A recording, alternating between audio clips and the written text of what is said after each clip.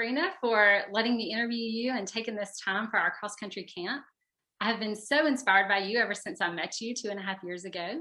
I have been resonating with your work that I've been reading about character development and learning and growing from it. So I can't wait for our camp to hear from you today and to learn, because you are living proof of refining your character through the practical application of running. So before we get started, I would love to share with the group a little bit about you.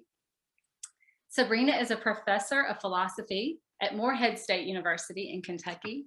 Leading up to that, she went to William & Mary for undergrad. She got a Master of Philosophy of Religion from the Divinity School at Yale. She has a PhD in philosophy from Baylor. She writes in character education for I Run Far. Sabrina is a trail, road, and ultra runner sponsored by HokeONEONE. She's done numerous 100-milers, 24 hours races.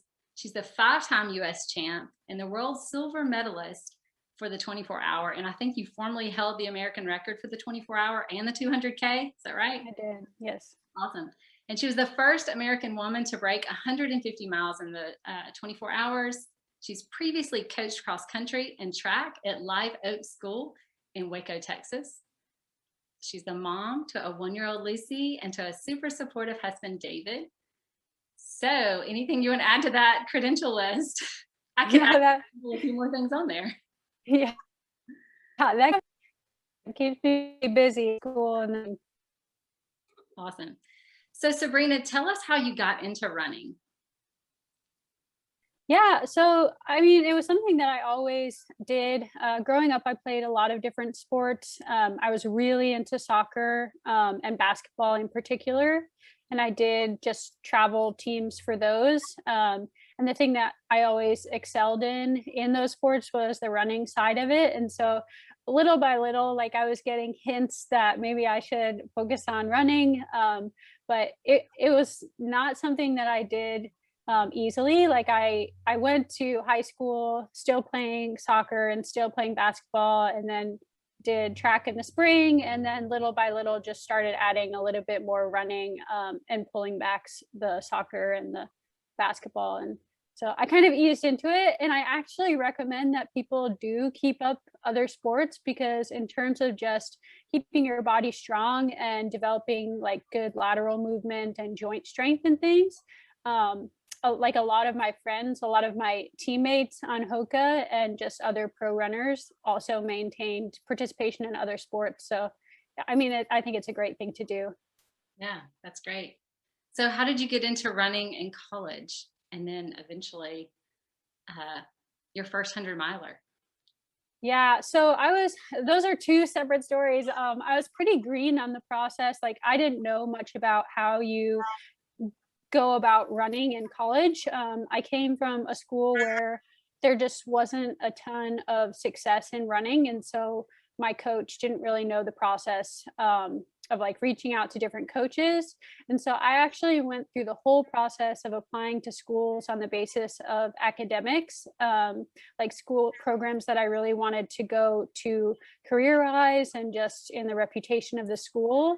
And then once I was accepted, I reached out to coaches and said, hey, can I run on your team? And they were more than amenable to that. So that I got sent a training packet from the coach at the College of William & Mary. And I went and ran on their team.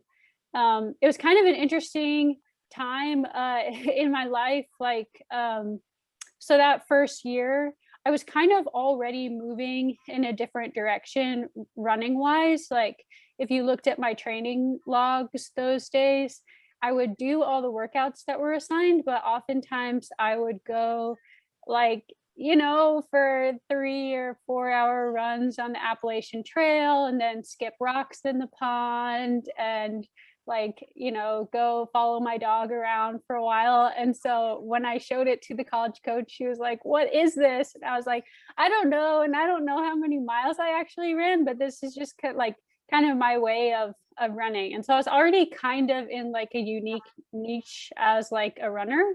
But this summer after my freshman year of college, my mom it was her third year being in remission from cancer. So I ran 100 miles as a fundraiser for the National Ovarian Cancer Coalition.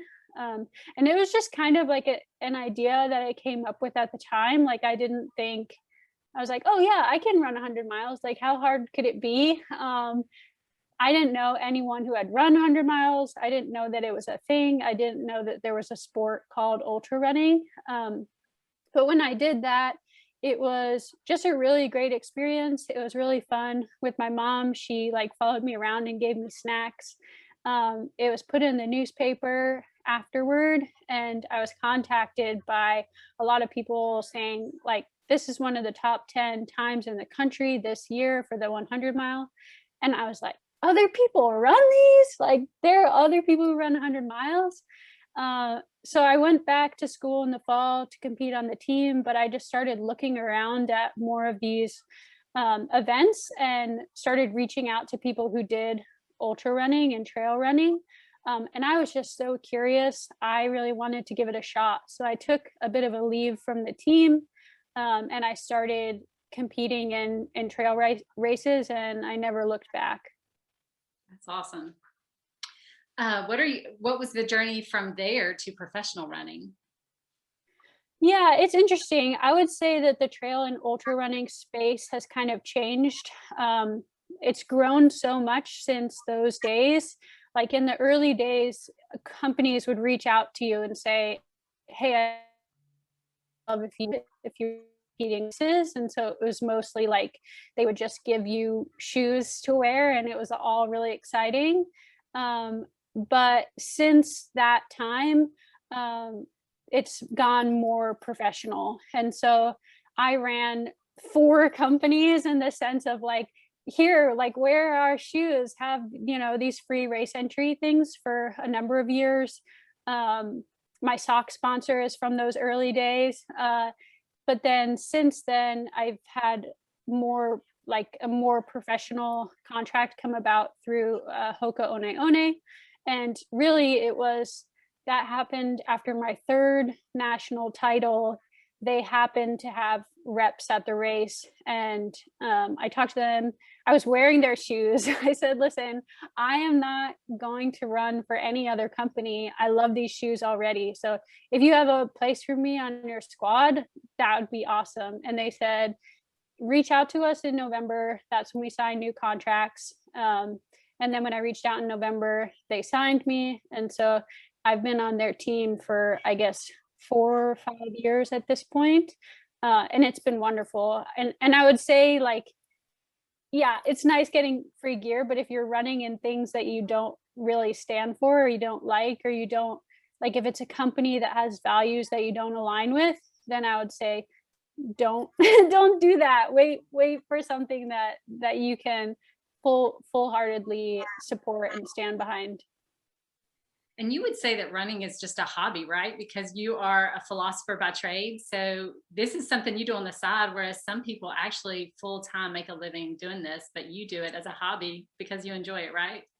Yes, absolutely. Yeah. So there's a little bit of freedom that I have. Like, I never feel compelled to get paychecks. I mean, my tax category, I mean, Hoka is one of my employers, but I haven't felt like the demand. I guess it's probably different if it's your number one career, and you're running to put food on the table. But yeah, I haven't felt any of the pressure there. Awesome. So what are you training for right now? Yeah, so a couple weeks ago, I ran the 50K national championships. And it was my first race back after having my baby, or really like my first ultra marathon back, I guess, because I did some shorter things. And just being in that race, it kind of exposed some weaknesses that I had in my stride. And so right now I'm kind of in a rebuilding phase. I took my next race off the calendar just so I can make sure that I'm running efficiently. Yeah, because I want to be completely healthy. I have like a long view in mind. Like, I really want to run for a long time and run strong. So I'm going to rebuild, hit the weights, get stronger, get more flexible, and then find like some shorter races and build back up. Awesome. So I heard you say once that you had hoped for an Olympic trial qualifier, but that you found out you were pregnant right before you could race. So Hmm. do you have, or what are your Olympic aspirations now? Yeah, I still want to get that sub 2:45 marathon. Um, I have only run in, well, I've never actually done a road marathon. So I've done a road 50K and I split like a 2:52 or something for the marathon on the way to running 50 kilometers. Um, and on my way to running 100 kilometers, I split 2:54. So I think it's like well within my reach to run the sub 2:45. That's I think like so. it's like 6:16 pace or something like that for 26.2. So yeah, I would love to do that before the end of the year. And it's not really I don't think like, oh, I'm gonna make an Olympic team, but just getting to the Olympic trials is such an exciting, like, big moment in a person's life. So that's a goal. Awesome. How did you process not getting to do that this past year? Yeah, it actually wasn't bad. I mean, uh COVID was terrible for a number of reasons. But having COVID correspond to when I was coming back from having a child actually relieved me from a lot of the external pressure of races restarting. So I had a bit more time to just rebuild and really not to think about the pressure of having races that I was missing. So it was actually it was actually okay. I definitely am coming out the other side of this like process hungrier to compete and more excited just to get back to feeling like myself again. But it wasn't terrible to miss that opportunity. Especially with the excitement of the newborn. So yes, Yes, yeah, absolutely. that's Yeah, fantastic. it reorders your love to make like you realize, you love a person way more than you love the sport. That's awesome. Well, I'm going to shift gears for just a minute and go into character because you've written a lot about it. You've talked about it a lot. We have so much that we can learn from it. And I wanted to specifically talk about what that looks like when you were coaching and how you would instill character training to the athletes when you were in Texas. And one of the ones you've written on so many. The I Run Far articles are fantastic. I just want to hand them out to everyone I see, and I talk to my kids about them. But you have done such a great job in packaging the words to where people can understand it and they can really grab a hold and be propelled forward if they want to choose good uh, practices and good character. So first one I wanted to look at was perseverance. You've done some work with that. And I would love for you to define it for us and give us an example of what that looks like in running and in life. Yeah, good. So virtues, what does it mean to have a virtue? A virtue is just an excellence of your person. It's being excellent in some respect. And most people can name virtues if you ask them what they are, like courage or patience or perseverance, right? And these are qualities that we don't have by nature. It's not like we're born with them. They're qualities that we have to develop as we like choose the kinds of actions we do on a regular basis. So you want to build the right kinds of habits of mind, like the right kinds of loves. You want to love the right things. You want to respond in the right ways. And sports can be a really powerful way of practicing being a certain kind of person, right? Because we set out every day, we put our sneakers on and we practice being a certain kind of person. And so perseverance in particular is a really great virtue to practice in the context of running. Perseverance means to remain under a burden. So to remain, which sounds like really conceptually simple, like to persevere is to keep doing what you're already doing. But if you've ever done any kind of long run or really any run at all, you know that keep doing the same thing, like that's actually kind of difficult. Like you feel it burning in your lungs and you feel it in your legs. And it's definitely something you have to work on improving over time.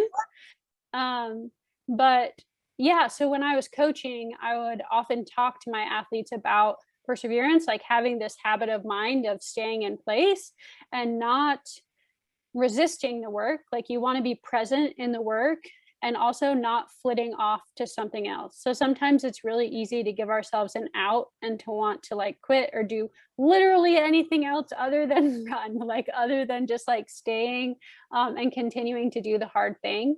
And so I would come alongside my runners and I would say, like, okay, so perseverance, we know it's remaining under burden. Like, I'm not asking you to do anything different right now. I'm just asking you to keep doing what you're already doing. Just kind of stay there. And remaining there is really hard. But again, like when you practice it every day and you practice being comfortable and just like finding a place of rest while you are continuing, you get better at it over time. And so don't get discouraged if at the beginning you can't persevere. Like, it's something that takes time and takes practice. Like, I've been professionally running for maybe 10 years and I'm still practicing my perseverance. So keep working. Fantastic. I wish I would have been one of your students you're coaching, because you taught them at such an early age to practice good character. So that's fantastic. Another thing is excellence. And how did you teach excellence in running and in life? Yeah, I mean, so in running and in life, I mean, I would just kind of talk to them about how integrity means that, you know, regardless of whether anyone's watching, like whether the coach is watching or whether your peers are watching, you are holding yourself to a high standard. So it's not about performance. It's not like it doesn't matter whether someone else sees you. You have the character whether or not someone else sees you. So I had this one incident with my runners this one day. They were one, you know, on a regular basis doing great. Toward the end of the season, I found out that some of them, while I was at school, because I had to miss their lifting session because I had a class, they hid on the school bus and skipped a lifting workout. Oh no. I was disappointed in them. And so talking to them after the fact, I just said, listen, I am a flash in the pan in your life, right? Like, I'm here to be your coach now, and I'm going to guide you and like prescribe you workouts and things, but who you are is just last, regardless of whether I'm there watching. And so you want to be consistent for, you know, the sake of your character. It doesn't matter what someone else sees you doing. Like, that is the person you are, regardless. And so just focusing on that, like giving them the accountability of knowing that they are the ones who are going to determine the people who they are, is really important. Don't perform for someone else. Like, that person's opinion doesn't matter. Like, people will kind of come in and out of your life like that, coaches like that. But you want to make sure that the kind of actions that you're reinforcing and the habits that you have are a reflection of the kind of person that you want to be. That's good. That's good. What about courage? How do you be courageous in running? Yeah. So courage looks different in running than I guess in other contexts. Like, if you think about what it takes to be a courageous fireman, like running into a burning building, and that's like kind of flashy, like a flashy act of courage. In running, sometimes courage looks like pushing the pace a little bit, and it could be like imperceptible to other people around you. They might not even notice that you're doing it, or just holding the pace a little bit longer, making moves that you don't know that you can keep up. Like, all of these are acts of courage. And I would encourage you to practice courage in your practice. Like, maybe push harder in the beginning of the workout if you and not be sure that you can finish it, but try, right? Because practice is a really good time to fail, right? And in being courageous or in practicing any of the virtues, just like in practicing physical skills, you're going to fail a lot before you're successful. And you're never going to know how far you could go if you don't try. So fail boldly, get after it, push yourself. That's awesome. Well, I love how you talk about good characters, but you also talk about that we can shape ourselves negatively by practicing the wrong virtue, vices. So can you share with us some vices that you've had to work through in your own life, and maybe not advice, but maybe some character you needed to refine in your own life? Yeah. Okay. So oftentimes we think of sports as kind of this unqualified good, that it's necessarily good to participate in sports. Like if you ask any parent why they put their teen or preteen and or even child in sports, they'll usually say something about, oh, to learn discipline or to learn like to develop a good character. But if you think about it, if you think about the peak of athletics, if you think about the NFL or the NBA or FIFA, like the soccer World Cup, you'll notice that sometimes the people who have the most experience in sport aren't necessarily the most virtuous or people you would want to imitate. And so that should make you wonder about the kinds of qualities or the kinds of habits you're reinforcing in sport. Because it's very likely that some of your athletic participation, you're developing or reinforcing habits that could make you into the kind of person you don't want to be. So are you being unnecessarily aggressive? Are you not being a good teammate? Are you cutting corners on the cross country course? Because no one's out there at the final cone. Are you stepping on the inside lane of the track because no one's standing over there? Like, what are the qualities that you're reinforcing in practice? Because if you want to assume that you can take good qualities from sport, then you have to also realize that you can develop bad qualities in sport. So for me personally, I don't know, I've thought a lot about, there's a vice, it's called akea.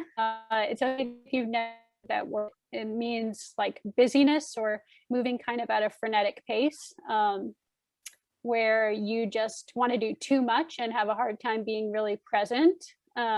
That's one that I've been working on in the context of sport, just because it's really easy to just like stay really busy and then have a hard time being present and enjoying the moment, or just like being really focused in the moment. You kind of distract yourself or do other things or put too much on your plate.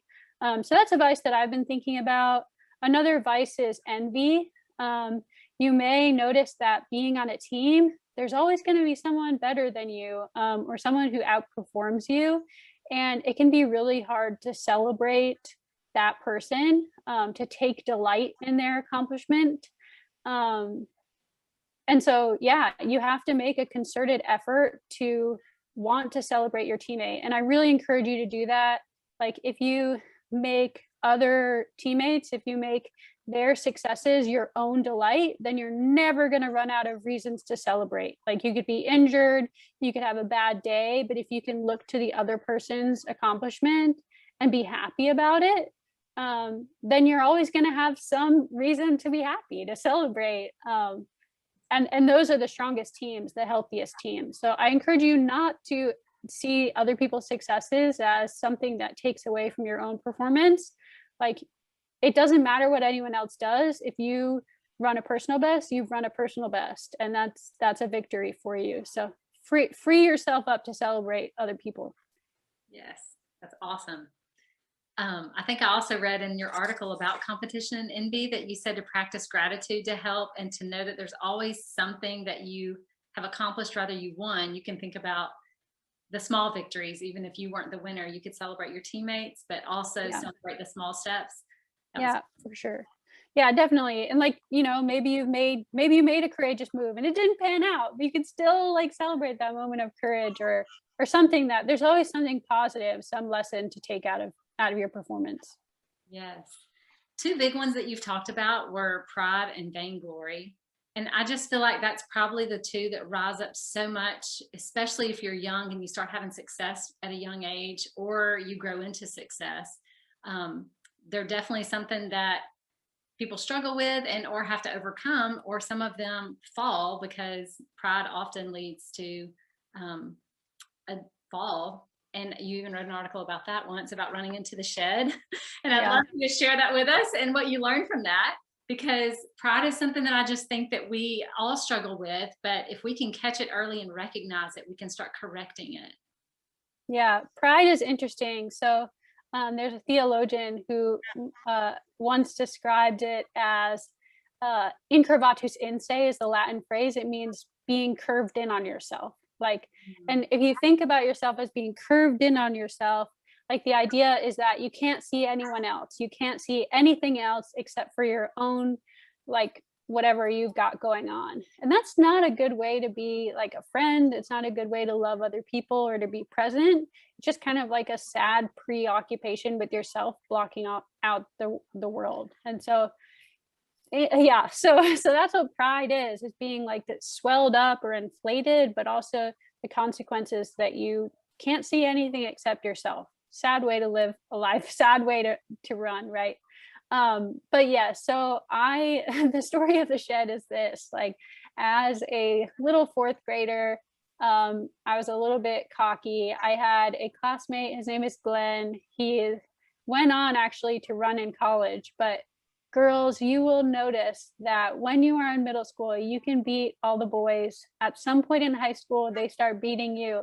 But here's the thing, I'm faster than Glenn again. So just wait till adulthood, after they graduate from college, and then you can beat them again. But there's a window of time when they're faster. Okay, so in fourth grade, he said he was telling everyone that he could run faster than me. And I was like, oh no, Glenn, you can't. And so I raced him at recess. We lined up, all of our classmates were there, and we were going to race to the shed on the other side of the recess grounds. And in the middle of the race, Glenn tripped on a jump rope, and so he got stopped. And I look back and I see, and I'm like laughing while I'm still running forward, and I misjudged my distance to the shed. So I shed base. Actually, I have a chin scar still. Cut my chin open. Glenn walked me to the nurse like a little fourth grade gentleman, and I was very sad. But I assured him I still would have won the race even had he not been impeded by the jump rope. So clearly, I had like a lot of pride at that time. But yeah, I think sports can be a really great way to kind of encounter your pride, and because there are always opportunities to realize your deficits or realize ways in which you are not the best, because there's always going to be someone faster than you. And I think it can be really easy to be in situations when you could be humbled and explain away why you didn't win. Like say, oh, well, it was just hot, or I, didn't have a good lunch, or I haven't been feeling well, or I didn't sleep well, or something like that. You can explain it away, or you can just say, I'm not the best, and just like deal with the discomfort of that.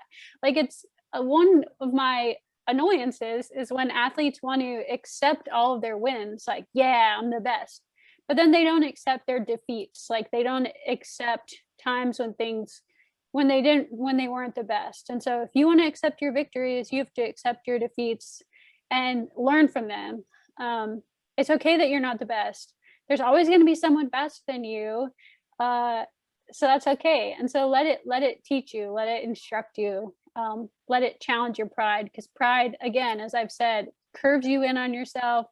It makes you not a good teammate. It prevents you from loving other people. So don't be proud. Yeah, that reminds me of something you said once about, I guess, turning in on yourself instead of walking into a room and thinking about, here I am. It's there you are, and you're looking outward, and you're trying to really look at the other people and more focused on them and loving them and being present than, hey, does everyone see me? But you're looking at them. That's good. But you've written a lot on pain and suffering, and I just wanted to hear your thoughts on those and kind of the difference in that as well. Yeah. Okay, so oftentimes there's a rhetoric, like a language in sports about no pain, no gain, or pain is weakness leaving the body. And those aren't really healthy mindsets because they don't distinguish between types of pain. So my advice for you is become aware of what discomfort means in your body. Like it's okay if you're running hard and you're uncomfortable. Like, yes, that is awesome. It means you're getting a lot out of yourself. But if you're in pain, right? If you are doing damage to your body, then that's just not stewarding your body well. Like, you get one body for life, right? One body. And so you need to take care of it. So I would just be careful if you hear phrases like that, or if you think, like, there's the phrase death before DNF, like DNF is do not finish, like I would rather die than not finish a race.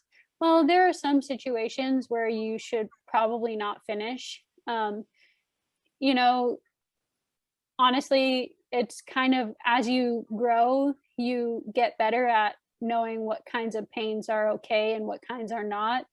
But definitely just bear in mind, you get one body. You need to treat it well, you need to eat well, drink well, have a really long view of your life. Don't take shortcuts, don't run through mysterious pains, like tell someone about them. Yeah. And you're not saying quit a race and not finish because of just uncomfort, but because of maybe an injury actually starting and you need to make a smart, wise decision. Yeah, and you can always talk to your coach about it, if you have a hard time telling the difference. Like, this is not what I'm not saying is, if you feel uncomfortable, like, sit down, like, stop. No, most of the time you can push through, and I would encourage you to do so.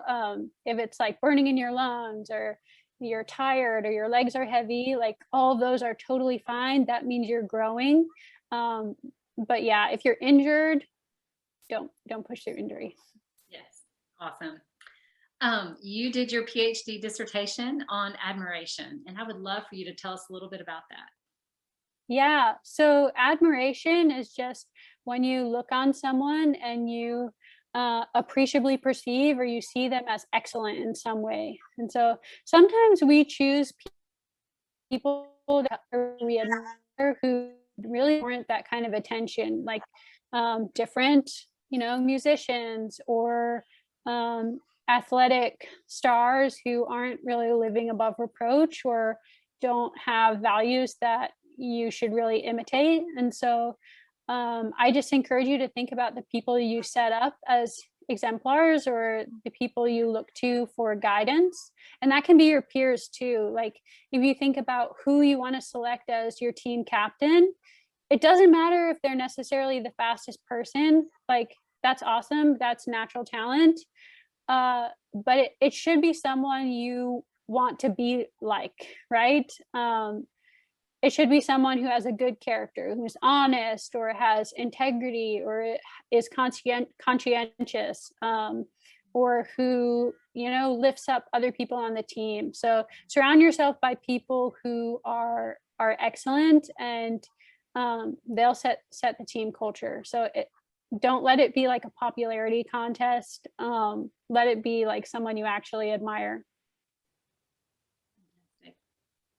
Are there any other virtues that you would want to share, any examples with the camp? Yeah, I guess an important virtue in distance running is patience, because you're going to work hard. You're going to have a lot of workouts where you really dig deep, and you should know that it doesn't matter necessarily how fast you get this season. This is a lifelong sport. And so really have the long view of your running. And sometimes you're going to put in a big effort and seasons will pass and you won't see anything. And then suddenly you'll have a big growth spurt in the sport. I kind of think about every season when I would run in Texas, I would pass by this field and it looked like just dirt, right? And there was always a sign that would say, wildflowers in progress. But it was always so funny because I could see nothing. And then just one day I would run by and there would be this entire field of wildflowers. And I just didn't see any of the work that was happening beneath the surface. And so I think about my fitness like that all the time. Like, I don't know what's happening beneath the surface, but I am like faithfully putting the work in. I'm being diligent and I'm being patient. I'm practicing patience. And then one day there'll be a wildflower garden. Okay. Yeah. So patience, have a long view. Like when I signed with Hoka, they didn't ask me what my PRs were in middle school. They didn't ask me what my PRs were in high school or even college. They were interested in where I was at that time as a 25-year-old and where I was going. And so just, put in the time, and it's okay if it's not all coming together wherever you are. That is fantastic. Is there anything that you wish you would have known when you were running in middle school or high school that you know now?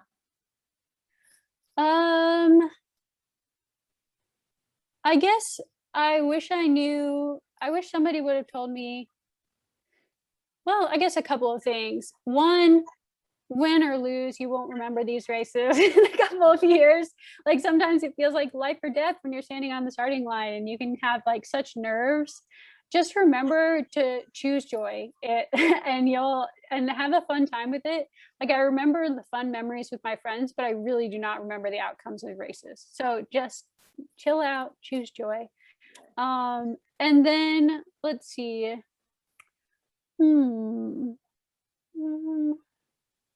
I wish I knew something that I always tell myself now in races is that I always remind myself everyone else feels bad, which is like such an easy thing. But when you are running, your emotions shout at you. And so you can feel like you feel terrible. Like your emotions will be saying, stop, like pain, you can't do it. You gotta stop.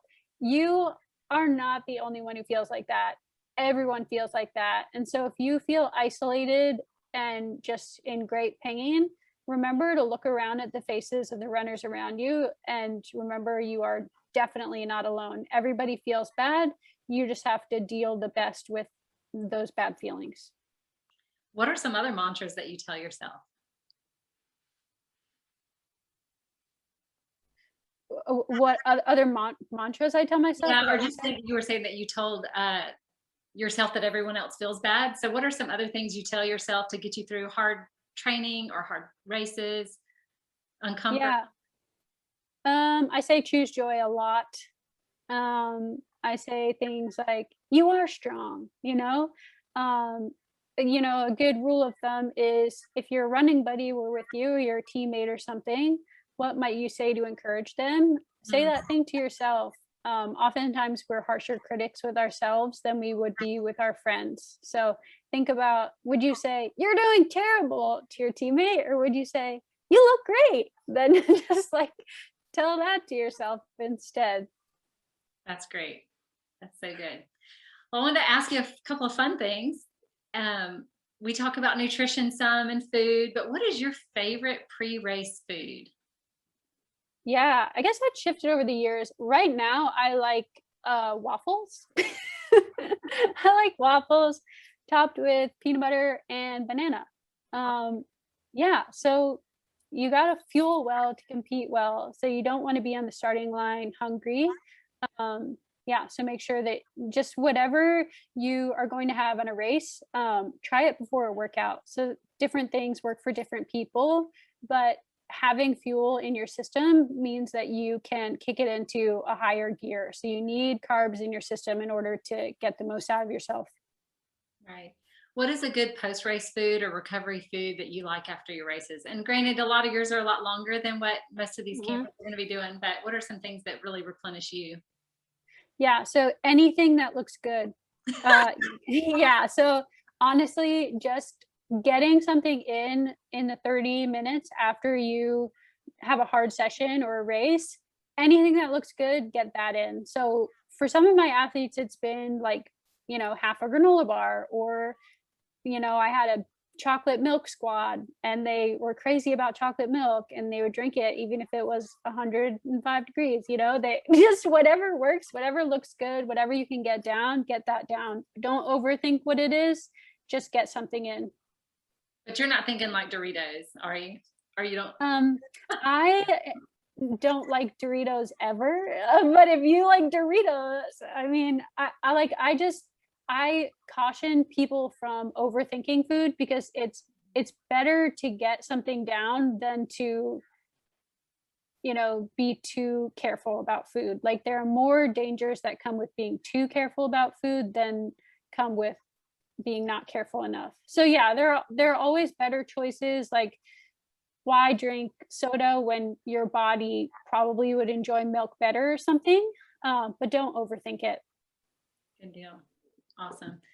Well, I'm going to close with a couple of your quotes that I have been impacted by, and I think they are fantastic. And I would love you to just expound on them.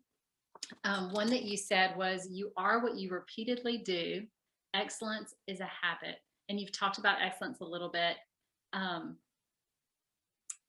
this is basically building good character, but you are what you do. Excellence is a habit. Do you want to expound on that at all? Yeah. So if you want to be a person who's just, then you have to do just actions until they're your habit and you don't have to think about them anymore. If you want to be a loving teammate, then be loving on a regular basis. And just like when you learn a new athletic skill and it's hard and awkward at first, character's the same way. And so it might feel weird to be kind to someone or to, respond in love to your siblings or something. But over time it gets easier, and that's how we build good character. So there's no mystery. You're just building good habits, and you have to take the first awkward steps of like starting to build those habits. So if you want to be more perseverant, then you're going to have some failed runs for a while as you try to go longer and stay better, but keep working on it. Awesome. And one of my favorite quotes of yours is, "When I have successes in running or when I have successes in academia, it's not like I'm using those things to fill my cup in any way. When I write a paper and when I compete in a race, I'm already full. It's not like a source of identity. It's just the tools that I have to do the best that I can in the moment." I love that so much. And how can you be so secure and confident in saying that the performance does not define you, but you are already full when you get there? Yeah, I think I used to think that I had to arrive. Like I remember crossing the finish line on my 5th national title thinking, well, now there are more races to go, and it just never ends. Like if you're looking for your sport or really to anything to fill you up or tell you you have value, you'll be in that hunt your whole life. So before you get to the starting line, you have to know that you're enough, and whatever you do is just kind of sprinkles, like it doesn't add or take away anything from your identity. So that means that, you have a great race or a terrible race, you are the same on the other side of it. So act accordingly. You can't look to those things to tell you who you are. Awesome. Well, thank you so much. Is there anything else that you would want to share or mention to the campers? I would just like to say that I think runners are actually the toughest athletes. Like I know like football has a lot of attention and basketball has a lot of attention, but I actually think that runners are the toughest athletes. So you guys are awesome. Yeah, just choose joy and keep working. We're trying to let them see it can be fun. Yeah, Without a ball or without lots of gear, but we can still have a good time and be tough together. for sure. Awesome. Well, thank you for coming today and showing up, and we hope to hear from you again, and hopefully I can send these people your way. How can they find you for those that are online? What are some ways that they could find you?